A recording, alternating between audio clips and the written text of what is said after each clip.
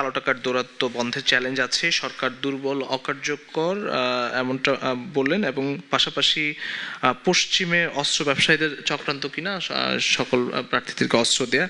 আপনার শেষ জবাব কি দিবেন 2 মিনিটে যদি শেষ করেন?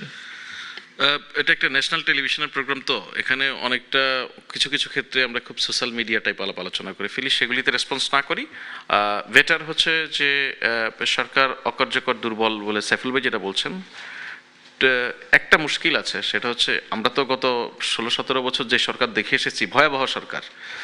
সো ওই ভয়াবহ সরকার হওয়া খুব ডিফিকাল্ট আর কি। এই কারণে অনেক কিছু আপনার কাছে মনে হয় কি ইমিডিয়েট, যেটা আমার মনে হয় ওনারা আমার সেটা ভালো বুঝবেন। যখন আপনি একটা চরম স্বৈরশাসন ফ্যাসিবাদী ব্যবস্থায় থাকবেন, সেখান থেকে যখন অল অফ এ সার্ডেন একটা অভ্যুত্থানের মধ্য দিয়ে আপনি একটা গণতান্ত্রিক ব্যবস্থা, শান্তি শৃঙ্খলা বিরাজ করার চেষ্টা করবেন সোসাইটিতে, এর ইমিডিয়েট ভিকটিম হবে যারা এটা বাস্তবায়ন করতে চায় তারা। সুতরাং এই সরকার খানিকটা সেই জায়গায় ভিকটিমও। সে কারণে আপনি যখন ধরুন ফর এক্সাম্পল, সরকার মাঝে মাঝে তার সিদ্ধান্ত, আমরা বিশ্বাস করি এই স্বপ্নগুলিতেই তৈরি হবে স্বপ্নের বাংলাদেশ। স্বপ্ন ধরা ধরনীর বুকে নিয়ে সে সিদ্ধান্ত পরিবর্তন করে, এটাকে অনেকে দেখার চেষ্টা করেন যে সরকারের দুর্বলতা হিসেবে।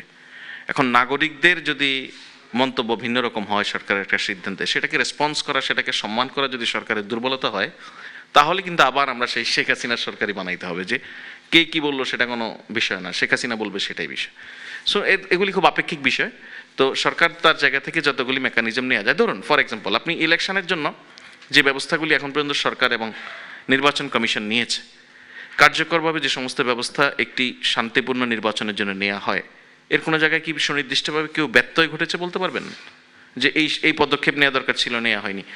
সামগ্রিকভাবে আমরা একটা পরিস্থিতি মোকাবেলা করছি, যেটা সেলিম ভাই খুব ব্রাইটলি পয়েন্ট আউট করেছেন। সে জায়গায় আমাদের সম্প্রীতি, সৌহার্দ্যের এবং ঐক্যের একটা যদি অবস্থান রাজনৈতিক দলগুলির মধ্যে না থাকে, সেটা মোকাবেলা করা পুরো দেশের নাগরিকদের জন্য, যেটা সেলিম ভাই বলেছেন শুধু সরকার নয়, সব দলও নয়, নাগরিকদেরকে ঐক্যবদ্ধভাবে সেটা করতে। আমি বলবো নাগরিকরাও সেই জায়গায় ব্যর্থ হবেন যদি দলগুলির মধ্যে জায়গায় ঐক্য না হয়।